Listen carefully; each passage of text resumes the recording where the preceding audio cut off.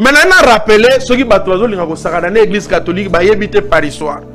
De qu'on permettre na rappeler ba Congolais. Yambo, na yebisa bango différence entre basango na ba pasteur. Bandeko, bino batu boko na kofinga ba sango ko loba biloba loba.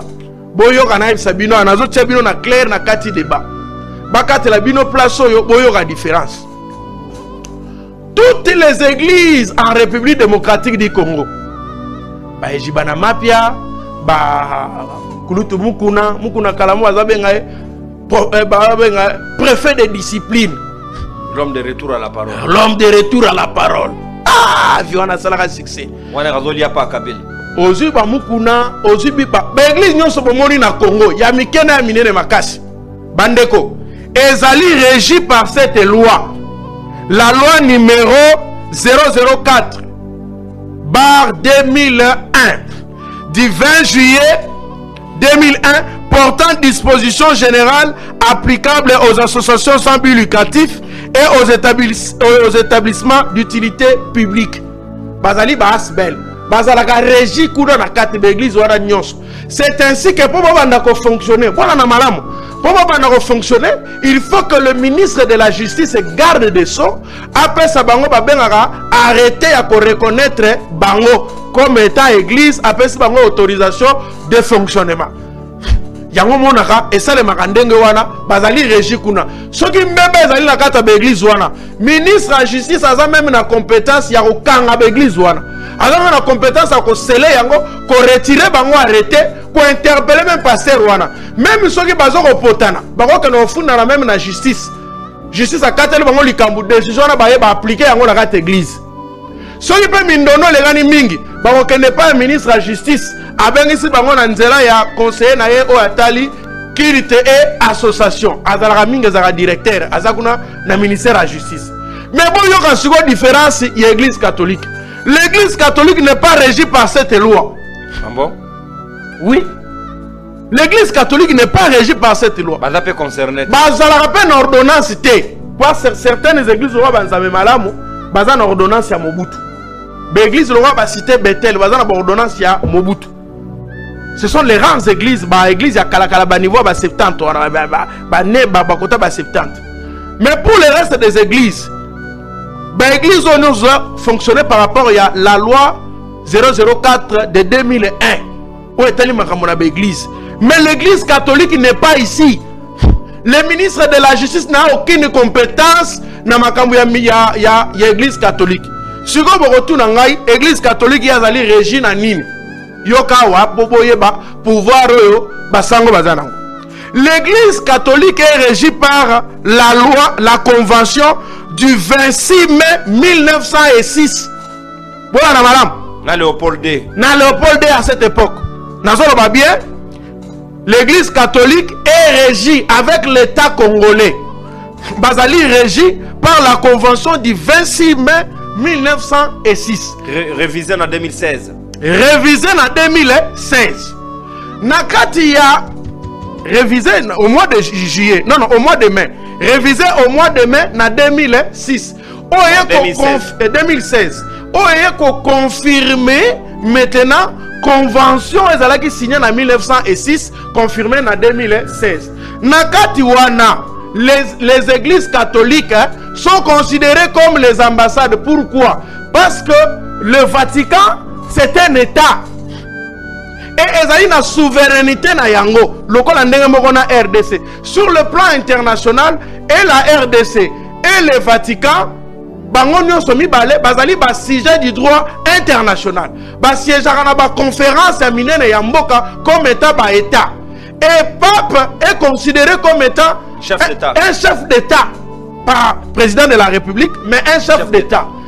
Et par voie de conséquence bachole obozo komona oyo bazali ba ambassadeur ya état de Vatican, les fonctionnaires de Messieurs Dieu. Les fonctionnaires de Messieurs Dieu. C'est le docteur Messi Singounou dans le commentaire. Bazali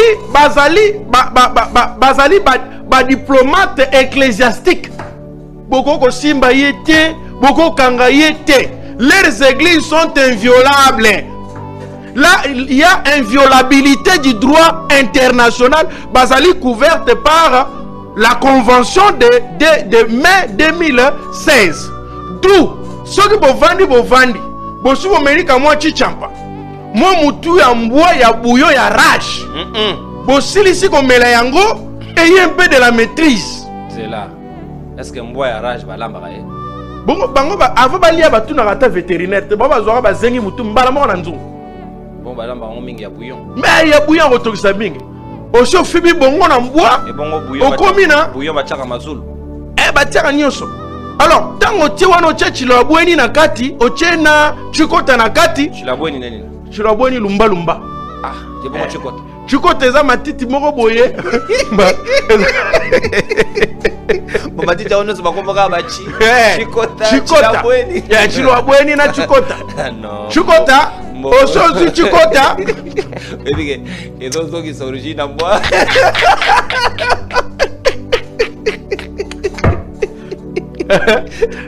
Donc les pistes là et là. Et puis c'est moi ça a mis balai. Ma piste n'est pas régionale.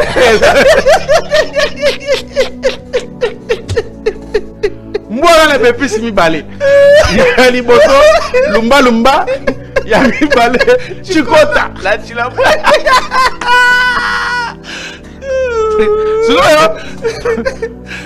Soki chikota wana aba kotiango na musuni batumba na mukapeli moto. Voilà pour tout le monde ozonga limemia. Ah na. Non sauter uchana loboko. Na tiana mukwane longia. Na yebisa yo. Ya mipota. Mbogo. Bande.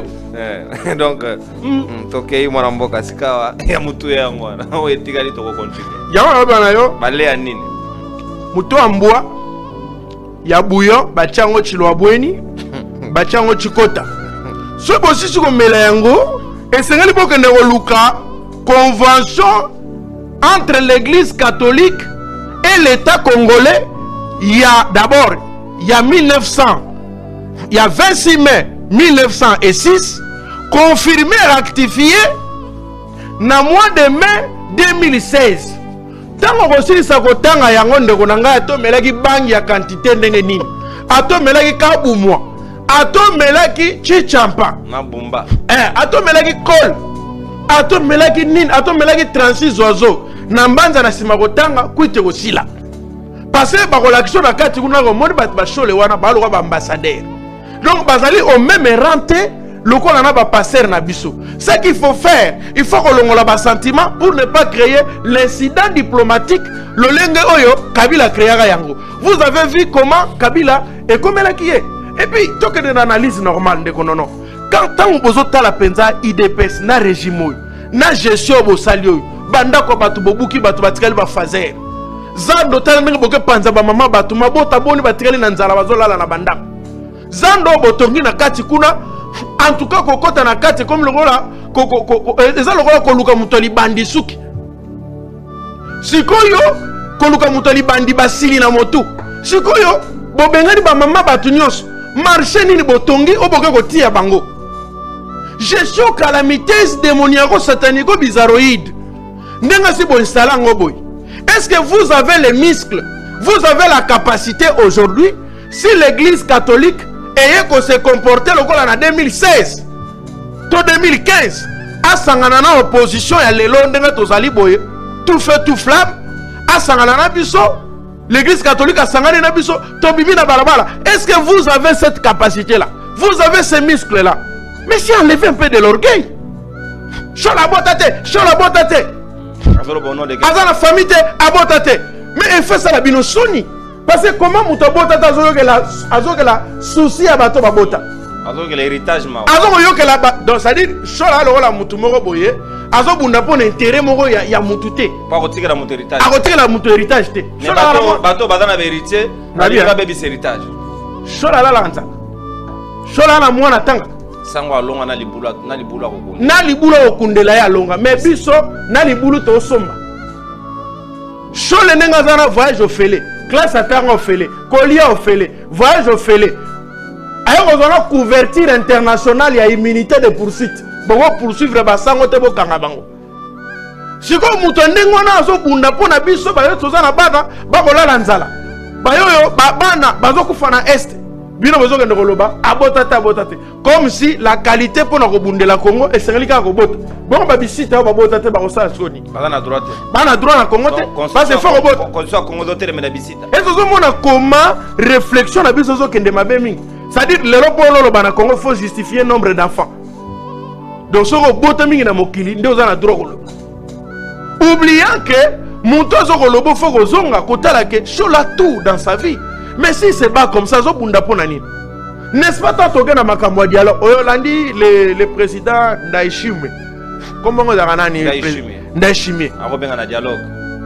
Il nous appelle à l'unité. Eza soni. Pona Congo. Angola ko tusie bwa kisibiso ba mona biso ba immature. Batu ba mutu atika la zo s'occuper na biso zo tala biso muketre la ka satana. Même nzamba démissionner na makambo Congo.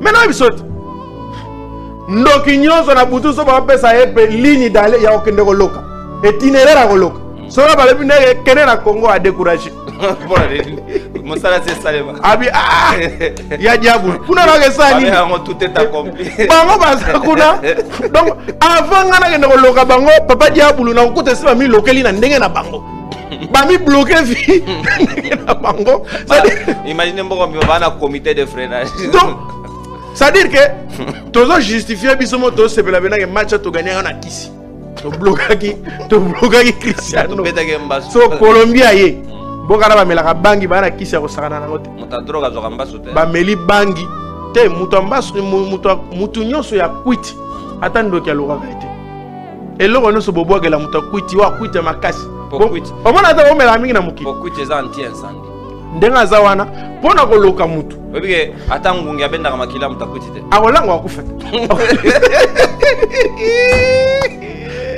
parce que pona koloka mutu il faut mutu 5 sens d'image ala na kati na faut ba 5 sens wana ala en place na fonctionnement or mutu akwiti déjà sens moko se kei déjà azana wana te batona ba betisi biso bale ya mbangu na mbangu banato bandaki tiso ba otika te chancel la bi to souffrir bakanga bisaka bazonga parce que de toutes les façons même ngana zala na sune sengote to gagner non restez patriote